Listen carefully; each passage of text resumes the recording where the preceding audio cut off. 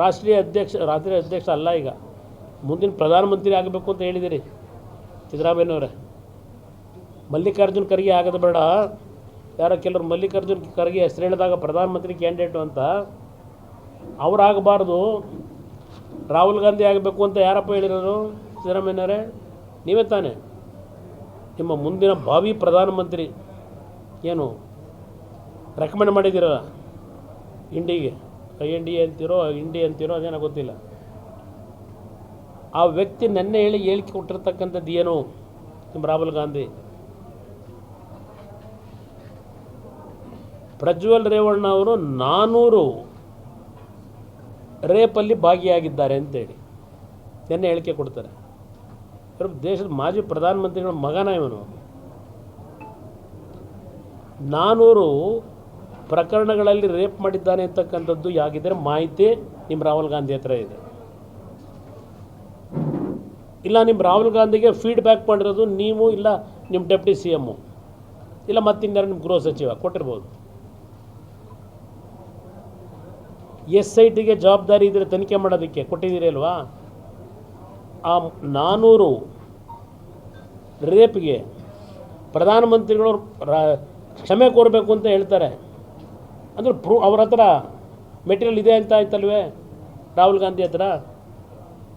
ಮೊದಲು ನಿಮ್ಮ SIT ಅವರಿಗೆ ಡೈರೆಕ್ಷನ್ ಕೊಡಿ, ರಾಹುಲ್ ಗಾಂಧಿಗೆ ನೋಟಿಸ್ ಕೊಡಲಿ. ಇವತ್ತು ನಿನ್ನೆ ದಿನ ರಾಹುಲ್ ಗಾಂಧಿಯ ಹೇಳಿಕೆ ನೋಡಿದಾಗ ಅವ್ರ ಹತ್ರ ಇನ್ನೂ ಭಾಳ ದೊಡ್ಡ ಮಟ್ಟದ ಮಾಹಿತಿಗಳಿರ್ಬೋದು. ಆ ಹೇಳಿಕೆ ಇವತ್ತು SIT ತನಿಖೆ ಕೊಟ್ಟ ನಂತರ ಈ ರೀತಿಯ ಹೇಳಿಕೆ ಸಾರ್ವಜನಿಕವಾಗಿ ಏನು ಕೊಟ್ಟಿದ್ದಾರೆ? ಪಾಪ ಇನ್ನೂ ತಡಕಾಡ್ತಾ ಇದ್ದೀರಿ, ಎಲ್ಲ ಕಡೆ ಕಳಿಸಿ ದೂರು ಕೊಡೋಕ್ಕೆ ಬನ್ನಿ ಅಂತ ಹೇಳಿ ಏನೋ ಹೇಳಿದ್ದಾರೆ ಯಾರೋ ನಿಮ್ಮ ಕಾಂಗ್ರೆಸ್ನ ಮಹಾನ್ ನಾಯಕ. ನಾವು ಯಾವುದು ತೋಟದಲ್ಲಿ ಯಾರನ್ನೂ ಇಟ್ಕೊಂಡಿಲ್ಲ, ಕದ್ದು ತಗೊಂಡೋಗಿ ಸ್ಟ್ರೀಟ್ ಫೈಟರ್ ನಾವು ಅಂತ ಹೇಳಿದ್ದೀವಿ. ಬಾರಪ್ಪ ನಮ್ಮ ತೋಟದಲ್ಲಿ ನಾವು ಎಷ್ಟು ಜನ ಕರ್ಕೊಂಡೋಗಿ ಇಟ್ಕೊಂಡಿದ್ದೀವಿ ಗೊತ್ತಾಯ್ತದೆ. ನೀನೇನು ಮಾಡಿದ್ದೀಯ? ಯಾವ ಹೋಟ್ಲಿಗೆ ಕರ್ಕೊಂಡೋಗಿ 6 ಜನನೋ 7 ಜನನೋ ಇಟ್ಟಿದ್ದೀಯಾ ಬರ್ಸೋಕ್ಕೆ, ಸುಳ್ಳ ಆರೋಪಗಳನ್ನ ಮಾಡಿಸೋಕ್ಕೆ?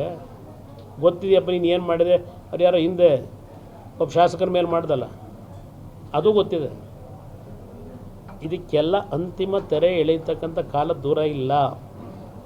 ಇವತ್ತು ಸರ್ಕಾರಕ್ಕೆ ಮಾನ ಮರ್ಯಾದೆ ಇದ್ದಿದ್ರೆ, ಹೆಣ್ಣುಮಕ್ಕಳ ಬಗ್ಗೆ ಗೌರವ ಅನ್ನೋದಿದ್ದಿದ್ರೆ, ಆ ಹೆಣ್ಣುಮಕ್ಕಳ ಫೋಟೋಗಳನ್ನು ದೃಶ್ಯಗಳನ್ನೆಲ್ಲ ಇಡೀ ದೇಶಕ್ಕೆ ಕಳಿಸಿದ್ದೀರಲ್ಲ, ಅವ್ರಿಗೆ ಒಳ್ಳೇದು ಮಾಡಲಿಕ್ಕೆ ಕಳಿಸಿದ್ದೀರ ನೀವು.